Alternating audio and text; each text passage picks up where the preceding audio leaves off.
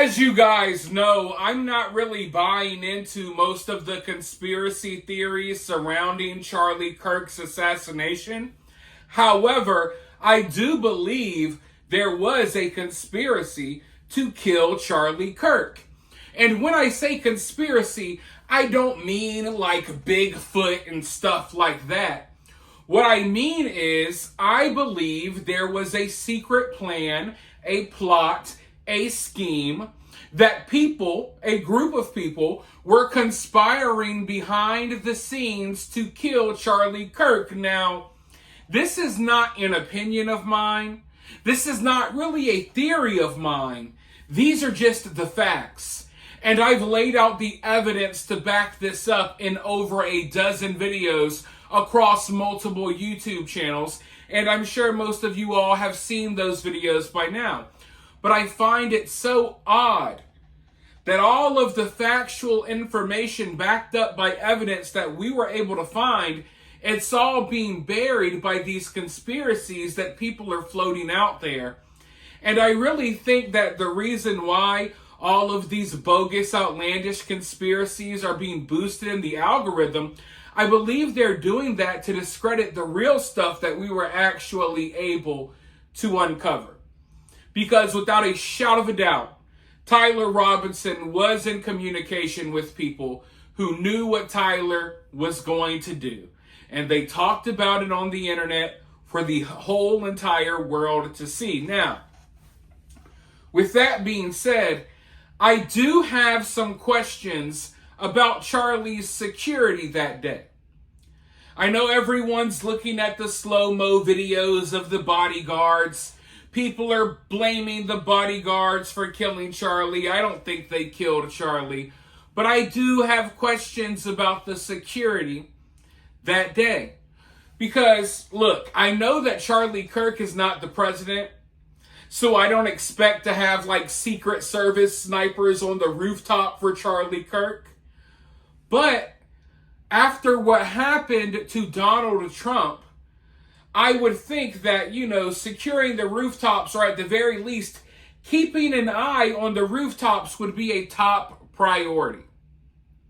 Like I said, I know that Charlie Kirk is not the president. He's not going to have the same level of security. But damn, if you're going to be in an area like Charlie was in, you need to keep your eyes on the rooftops. That's where the number one threats would be. Now, I do find it awkward as well that I believe it was 6 police officers. Only 6 police officers were sent to help out with this event. Thousands of people were there, only 6 police officers. And from my understanding, some of Charlie's security, they've spoken out and they said they thought it was up to police. They thought local law enforcement, they thought they were going to be securing the rooftops and stuff like that. And that's why Charlie's security didn't, worry about that. In my opinion, I think Charlie's security are just people who stand around him and they wait for someone maybe to try to rush Charlie's table or something like that. I don't think they were really out here prepared and ready for the level of threats that Charlie, that Charlie was under. I don't think they were really prepared for what happened to Charlie at all, regardless if they say they were or not. But yeah, it seems like some of the blame has been dumped off on local law enforcement, and I do find it odd that local law enforcement only assigned 6 officers to this event. But hey, I don't go to these events. Maybe that's the norm. I'm just saying that's not enough officers. And yeah, I do have questions as to why no one had their eyes on these rooftops or were securing these rooftops, because that should probably be the number one priority. But they were actually speaking about some of the issues Charlie had with security over on the news. And I want to play this news clip for you really quickly. But before I do that, if you're here, if you like the videos, if you support the channel, please show some love by hitting the like button, dropping a comment, subscribing, and sharing the video. And if you want to take that love even further, you could always donate via Cash App or Super Thanks. Always greatly appreciated, more than you could ever understand. Now, with that being said, Let's go ahead and roll this news clip. Let's listen to what they have to say about his security, and then I'll be right back with more thoughts. Hired FBI agent.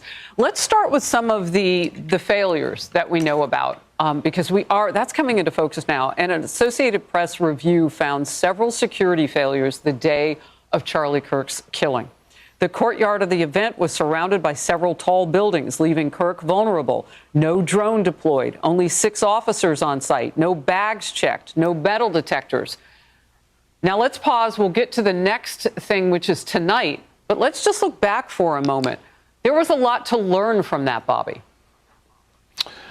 Yeah, Harris, it's unusual. It's almost echoes of Butler, Pennsylvania, right? I mean, how do you have such a high-profile person who has outstanding death threats against him in that kind of environment where the threats can come from so many different places, and yet you don't have a larger security apparatus in place? It really, there's room for questions here.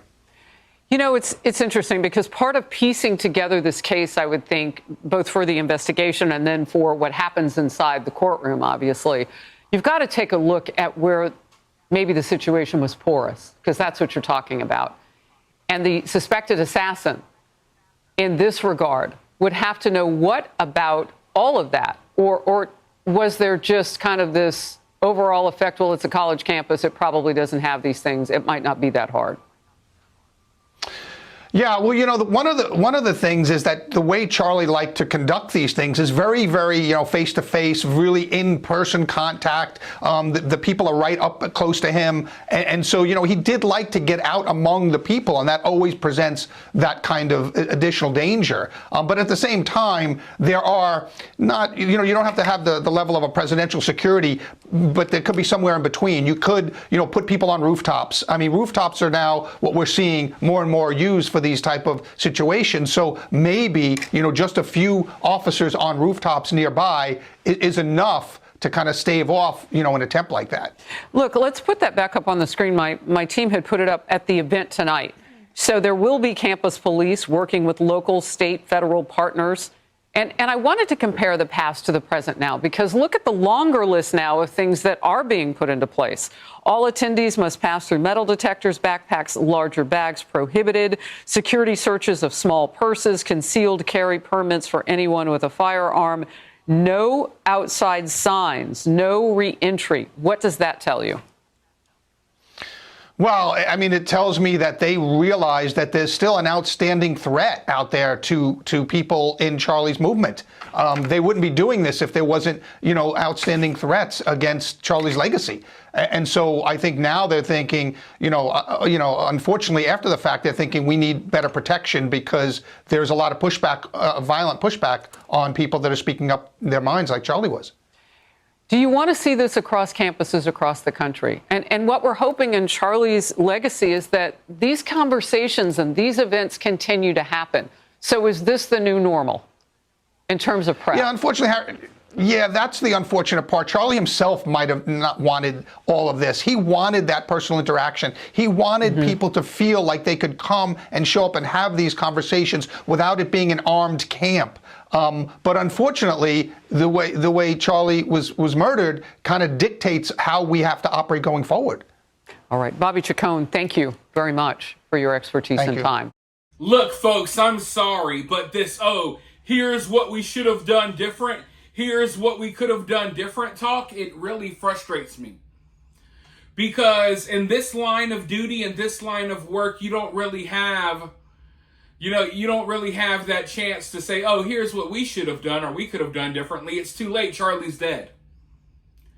So any conversations about, what we could have or what we should have done, they should have taken place before Charlie was killed. And something as simple as, hey, keep your eye on the rooftops. I mean, that's like security. Isn't that like security 101? Like, that would be the first thing I would be concerned about as a security officer or a security guard or a bodyguard or whatever you want to call it.